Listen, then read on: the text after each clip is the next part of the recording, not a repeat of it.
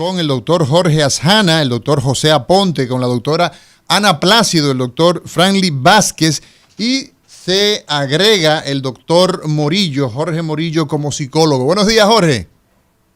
Buen día equipo. ¿Cómo va todo? Oye, pero este equipo al que tú has convocado está buenísimo, está buenísimo. Me dice uno de los miembros del equipo, me dice que te suena de vez en cuando en el básquetbol. No voy a decir quién fue, oye, pero anda, porra. Mira, Jorge, tenemos acá, Isidro, ayúdame con el sonido. Tenemos acá la situación de, digamos, el impacto que repercute en esto que nos hemos acostumbrado a verlo como accidente, que es lo que menos tienen, pero que cobra vidas. 2.700 personas fallecieron el año pasado producto de los choques de tránsito y hemos tenido años que eso ha sobrepasado los 4.000 muertos. Entonces, desde el punto de vista psicológico, ¿cómo impacta esto en la gente? Un muchacho salió y entonces, mira, se mató. Salió el padre de familia que está manteniendo a su hijo que está en la escuela. El impacto que esto cobra a nivel de salud mental. Adelante, Jorge Morillo, doctor en psicología. Mira, sabes que siendo un tema siendo nosotros uno de los países con mayores incidencias de accidentes de tránsito, el tema de salud mental casi no se trata.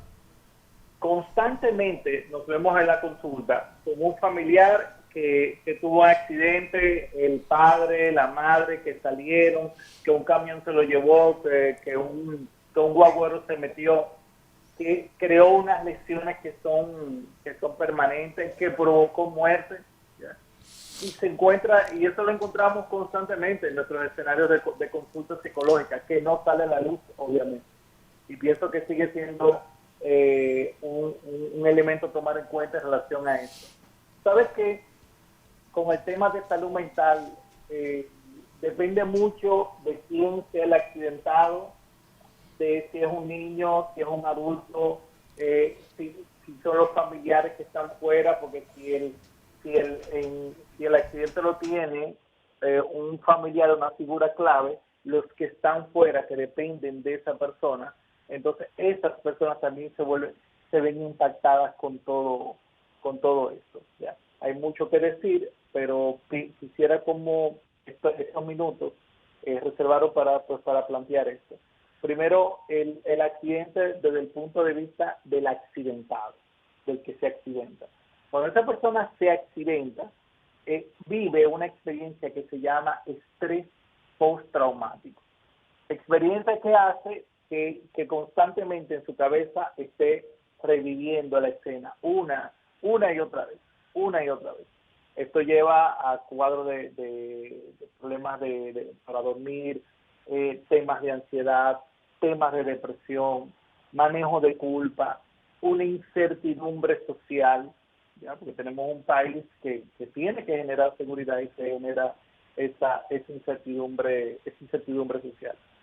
Si del accidentado es un niño, ese niño va a depender bastante de cómo reaccionen los adultos. Si el adulto pierde el control, el niño va a perder el control. Si el adulto mantiene el control, el niño o la niña se va a sentir en control, desde el punto de vista del accidentado. Ahora, cuando es desde el punto de vista de los familiares, el escenario cambia. Un sujeto, caso, un padre de familia sale a trabajar un día, se despide de sus hijos, se despide de su esposa, hoy lunes y mañana más se lo están enterrando porque alguien se metió en rojo. Ya. Eso es así. La cabeza de la familia. Y luego tú tienes, y encima de todo eso, tienes una justicia que empieza a crear una serie de nebulosas acá, porque eso puede ser quizás algún tema de conversación algún día, como tenemos un escenario legal donde se debe de poner justicia y nadie confía, ni siquiera ellos mismos confían, ni siquiera los mismos abogados, los mismos actores confían en este escenario legales. Entonces, cuando estos familiares se ven que pierde esta figura clave, se impacta de manera emocional. Tú tienes un niño, una niña que necesita quizás la figura de su papá que murió, la figura de su mamá que murió. Sí. Tienes un niño, una niña que necesita seguridad y lo perdió. ¿Qué va a pasar con esa niña? Hay un escenario, Jorge Morillo, doctor en psicología, que nos gustaría brevemente que nos abordara, y es el hecho de aquella persona que no falleció, no lo enterraron, pero no puede caminar, no puede mover las 4 extremidades. A esa persona que perdió el empleo porque se fracturó el fémur, ¿verdad? Y él le pagaban por ajuste. Él perdió la capacidad productiva o quedó ya con una discapacidad, está inválido de por vida. ¿Qué pasa en ese cerebro? En buen dominicano, ese individuo está en una situación muy crítica, porque usted no tiene una seguridad social que lo respalda, usted no tiene un contexto familiar que lo respalda, usted no tienes porque en este momento el primer elemento con lo que se encuentra frente a todo es el elemento de seguridad. Si yo soy la persona que proveo en mi familia, en mi casa, ahora ¿cómo lo voy a hacer? Entonces ese escenario lleva a una depresión del que el individuo quizás no pueda salir. Wow. Por otro lado está obviamente cómo se rompe la vida de este sujeto y el proyecto de vida de este sujeto porque se metió un guagüero, un patanero que le da igual que el semáforo esté como esté, ¿ya? Así es. Tú tienes un impacto que genera, que se mueve en todos los actores de la familia y los familiares. Por ejemplo, el evento de la pared que se cae en la Máximo Gómez. ¿Saben la cantidad de pacientes que veo que se tienen que mover todos los días por ahí? Y lo dicen, pude haber sido yo. Porque tienes un espectador que también entra en esta escena. No solamente el accidentado o los familiares del accidentado. Tienes un espectador que dice, oye, pude haber sido yo el que estaba ahí parqueado, que ese camión se metió con todo. Pude haber sido yo que andaba en ese motor y este guagüero se metió. Es así, doctor. Y ya para una próxima ocasión de esas intervenciones que usted tiene con nosotros aquí en Cátedra Médica, vamos a abordar el tema de la importancia de poner esas pruebas psicológicas, sobre todo a los choferes de vehículos pesados, para garantizar que esa gente que se desplaza en las vías tenga la capacidad de poder manejar la ira, poder manejar la violencia, poder ser prudentes y que estén en capacidad mental para poder hacerlo. Eso lo vamos a dejar para un próximo programa. Así que muchas gracias, Jorge, y sabemos que usted siempre está activo. Se me cuida, abrazo fuerte. Un abrazo a ustedes. Gracias. El doctor Jorge Morillo, doctor en psicología, hablando sobre el impacto psicológico minimizado, doctora Sana, visto en nuestro esquema, doctora Plácido, doctor Aponte, doctor Vázquez, como que no pasa nada. Él perdió la capacidad de movilizarse, pero no pasó nada. Y salud mental tiene que involucrarse con esa gente a fondo. Sí. Doctor, ya volviendo al tema que a usted le compete, cuando resulta una persona lesionada, entonces ustedes decían que hay una serie de aspectos así de forma general. En el enfoque suyo como cirujano, al pueblo, a la gente que nos está escuchando, el que va en un carro público y que probablemente va a ser espectador o el víctima, ¿qué es lo que esa persona debe saber cuando ve a alguien que es víctima de un choque de tránsito desde el punto de vista de lo básico, usted como cirujano general? Mira, lo primero yo creo que es no hacer daño. O sea, que si usted no sabe hacer nada, no haga nada, porque lo que puede hacer es peor que tratar de hacer algo indebido. Hay muchas películas, vemos mucha gente haciendo cosas con un lapicero, con un calimete. Todo eso está hecho en película. Claro. Eso no es cierto ni es real en la vida diaria. Sí. Por lo tanto, lo primero es, si usted no sabe hacer nada, busque o llame a alguien que sepa hacer algo para que no haga daño. Lo segundo es no movilizar indebidamente al paciente. Ya había la doctora Plácido comentado, también lo había comentado nuestro neurocirujano invitado. O sea, cualquier movimiento brusco de la columna va a tener o a poder tener repercusiones graves en el paciente. Todo paciente que está hablando y puede contestar preguntas más o menos normales como el día o más o menos qué pasó, generalmente tiene pocos trastornos de la conciencia y está respirando bien. Ok, el que puede hablar, ¿no? El que puede hablar. Usted le pregunta, usted no tiene que ponerle la mano. Usted le pregunta al paciente. ¿Cómo tú te llamas? ¿Cómo tú te llamas? ¿Qué te pasó? ¿En qué tú andabas? Si él puede contestar adecuadamente, ya te da 2 informaciones sin ponerle la mano. ¿Está respirando bien? Está respirando más o menos bien, ¿verdad? Porque como dijo la doctora Plácido, hay que seguir profundizando, pero está en ese momento está respirando bien y en ese momento está consciente. ¿Okay? Si está sangrando hacia afuera, que se ve el sangrado, lo ideal es ponerle algo encima del lugar por donde está saliendo la sangre y hacer presión. Ok, por ejemplo, si es en el brazo, si es en la pierna. Sí, va a coger una toalla, un pañuelo. Por encima de donde está sangrando, ¿verdad? Puede apretar donde está sangrando y puede poner un torniquete por encima de donde está sangrando si es una extremidad. Exacto. Okay.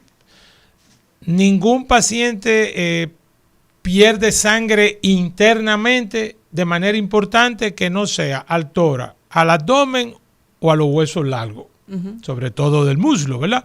Pero el que no se ve, sangrado que no se ve, un paciente una persona que no tiene experiencia no lo va a determinar. Por eso solamente hablamos del sangrado visible. El externo, el ¿verdad? Sangrado externo. Él llegó, ve sangre, tiene que poner compresión sobre el área del sangrado para mitigar la salida de sangre. Para que no se pierda sangre, ¿verdad? Y poner un torniquete si sabe ponerlo. Si es en una extremidad. En una extremidad. Junto con eso está el paciente desmayado.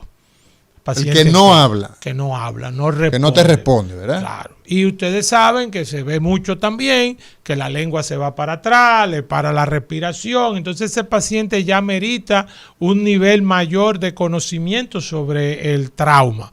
Porque ese paciente debes abrirle la boca, tienes que verificar, ¿verdad?, que no tenga nada obstruyendo la vía aérea, prótesis dentaria, una caja de dientes, la lengua. Pero tiene que tener mucho cuidado con la movilidad del cuello, volvemos a insistir. Por eso es importante que el primer respondiente tenga algún tipo de conocimiento sobre lo que vamos a hacer para que no nos lo lleven en peores condiciones del trauma a la emergencia de los hospitales. Así es, así es. Doctora Plácido, en el mismo orden, ¿qué seguimos haciendo entonces con esa víctima que ya hemos visto que está respirando o que no está respirando? Entonces, las acciones que corresponden, ¿verdad? Porque si no está respirando, entonces hay que hacer acciones porque se va a convertir en un cadáver, ¿verdad? La respiración es fundamental. Su corazón está latiendo. Entonces, ¿dónde buscamos esos pulsos? ¿Qué le decimos a la población que nos escucha hoy en Cátedra Médica, lunes 18 de diciembre, siendo las 11:20 en todo el territorio dominicano? Como muy bien dijo el doctor, lo primero es no hacer daño. Si usted no sabe lo que va a hacer o usted no sabe lo que quiere hacer, no lo haga. Yo le recomiendo que mejor apoye al que está haciendo. Limpie el área, aleje las personas, si hay un área de peligro, quizás si se está botando un poquito de gasolina, si están viendo algo extraño, pues mantenerse al margen para que el que tiene el ligero conocimiento pueda hacer lo que sabe hacer. Ya cuando ya usted está en la situación de que usted lo ve que no está respirando, como bien dijo el doctor, o que no está respirando correctamente, pues muy bien, revisar su vía aérea con mucho cuidado y siempre pedir ayuda. Hay algo muy importante y es que no podemos dejarnos apasionar, porque somos muy emotivos los dominicanos, somos muy... Entonces sí, llamar a quien sabe, esperar el 911 y no agregarle una lesión siempre. Yo pienso que una muy buena oportunidad de mejora para los dominicanos es que, por ejemplo, en el 911, en la Cruz Roja, la Defensa Civil, se dan cursos, entrenamientos que son gratis, que se hacen en grupo. También hay muchas cosas que uno puede ver, por ejemplo, en YouTube, buscar lo que son entrenamientos para tú ver cómo funciona la cosa, qué hacer, qué no hacer. Porque yo pienso que lo más importante es la educación. Yo pienso que si tuviéramos un poquito más de educación, pienso que si dedicáramos un poquito más a lo que es el conocimiento, el cuidado, la empatía, ver, cónchale, si tú estás conduciendo un vehículo muy grande, anda al paso, mira para los lados, ten cuidado, porque se maneja muy pasionalmente en la República Dominicana. Ya cuando el paciente llega a la sala de emergencia, pues ya uno tiene la oportunidad de agilizar con el tema de las destrezas que uno tiene como profesional. Y seguir siempre cada X tiempo en la sala de emergencia, se vuelve a revisar el paciente nuevamente, se ve lo que hizo el 911, se define a quién necesita primero, si el neurocirujano, si el traumatólogo, si el cirujano general, y uno va haciendo cosas en base a. También hay cosas que podemos hacer que son muy importantes, como es el tema de la donación de sangre, ir a la Cruz Roja, donar, para nosotros mantener un buen banco de sangre, porque el choque hipovolémico, la falta de sangre secundario al accidente de tránsito es una de las principales causas de muerte, pero eso es en los países como el nuestro, subdesarrollado. En otros países, por sangre nadie se muere. Entonces, estar pendiente siempre es muy bueno en la sala de emergencia. ¿Fabrican sangre allá, doctor, en esos países? No, hay una mejor organización de los bancos de sangre. Hay, o sea, campañas de donación, por supuesto, la campañas de donación, hospitales que tienen esas facilidades y que el ciudadano tiene acceso a eso. Claro, en nuestro país se usa mucho, por ejemplo, que dentro del grupo de los accidentados necesitamos sangre tal, y quizás de los mismos que andan ahí son los que nos sirven de donante para salvarle la vida a los otros. A veces, pero la gente no se hace la idea de que donar es un acto humano, que es un acto de ciudadano, y también, caramba, que eventualmente lo puede necesitar. Doctor José Aponte, en el litoral de la ortopedia, ¿qué es lo que la gente debe saber en épocas tales como Semana Santa y muy particularmente a final de año? Pues nosotros nos movilizamos mucho, vamos, venimos, en fin. Y entonces el desastre que tenemos, la gente toma mientras conduce y estamos expuestos constantemente. La pregunta, para responderla después de la pausa, es: ¿qué hacer en materia de ortopedia, de fracturas de fémur, de fracturas de tibia, los huesos que están en la pierna, en el muslo, en los brazos? Señor director.